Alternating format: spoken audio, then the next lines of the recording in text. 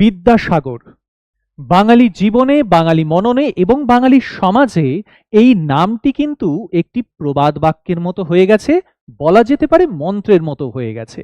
কিন্তু যদি প্রশ্ন করা হয় যে কে এই বিদ্যাসাগর, খুব সহজেই ৮ থেকে ৮০ সবাই একটি উত্তর দেবে, ঈশ্বরচন্দ্র বিদ্যাসাগর। কিন্তু আপনি কি জানেন যে বিদ্যাসাগরের সময় বা তার কিছুটা আগে বা পরে প্রায় ৭ জন আরো বিদ্যাসাগর ছিলেন? আজকে আমরা এই ভিডিওতে, অর্থাৎ বৈঠকি এডুকেশনাল ইনস্টিটিউটের আজকের এই ভিডিওতে, এই ইনফরমেটিভ ভিডিওতে আমরা জেনে নেব কে সেই ৭ জন বিদ্যাসাগর। আসুন জেনে নেই। ঈশ্বরচন্দ্র বন্দ্যোপাধ্যায় বা ঈশ্বরচন্দ্র বিদ্যাসাগর ছাড়াও বাংলার ইতিহাসে আরো ৭ জন বিদ্যাসাগরের নাম পাওয়া যায় এবং তারা কিন্তু যথেষ্ট বিখ্যাত ছিলেন।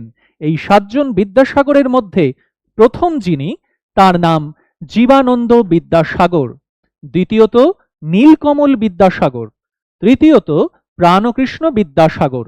এই প্রাণকৃষ্ণ বিদ্যাসাগরের ভাইয়ের নাম রামনারায়ণ তর্করত্ন। এরপরেই আসছে রাজীব লোচন বিদ্যাসাগর, তারপর আসছে শশী শেখর বিদ্যাসাগর। এই শশী শেখর বিদ্যাসাগর সম্পর্কে যে কথাটি না বললেই নয়, এই শশী শেখর বিদ্যাসাগর আর কেউ নন, স্বয়ং পণ্ডিত হরিদাস সিদ্ধান্ত বাগীশ মহাশয়ের পুত্র, অর্থাৎ শশী শেখর বিদ্যাসাগর হরিদাস সিদ্ধান্ত বাগীশের সন্তান। যে হরিদাস সিদ্ধান্ত বাগীশ একসময় ১৫৯ খণ্ডে অভাবনীয় পরিশ্রম এবং অধ্যাবসায়ের সঙ্গে মহাভারত বাংলায় অনুবাদ করেছিলেন। তারপরেই আসছে হরিহর বিদ্যাসাগর এবং তারপরে আসছে হরানন্দ বিদ্যাসাগর। অর্থাৎ এবার যদি কেউ আপনাকে জিজ্ঞাসা করে যে বলতো বিদ্যাসাগর রচিত কোনো একটি বইয়ের নাম, তখন কিন্তু আপনি ঝট করে বলতে পারবেন আপনি কোন বিদ্যাসাগরের কথা বলছেন।